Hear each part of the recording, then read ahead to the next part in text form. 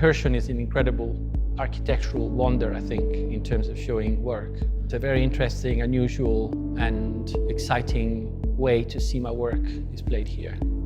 I would say that both the process and the drive are kind of fairly blurred in terms of, I feel like every work that I make is somehow the continuation of the previous one. The journey in the individual pieces start from the act of drawing, which is what I do primarily to let out the initial sort of impulse to do something. The figure manifests with the intention to harmonize themselves in ways that is unknown to me.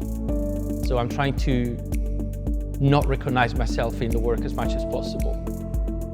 The scale is quite important. I kind of like to think that most of the work has to be somehow able to exist in a human dimension or in a human environment, or something that feels kind of quite scale-wise in a certain relationship to the body. Some of them have the scale of toys or of implements.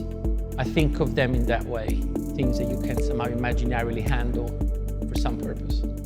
I think in terms of language, I think my work has a language dimension. Like a lot of the instability in the way that work manifests is due to the process of translating. And my experience as a person and in my life has been like basically living half of my life in my native country and then moving to another country, so learning a different language, studying fine art in a foreign language. So having to apply a different way of thinking about my work or about the way I thought about my work that was not necessarily my language of origin. And I think that somehow influenced a lot the way that I think about my work.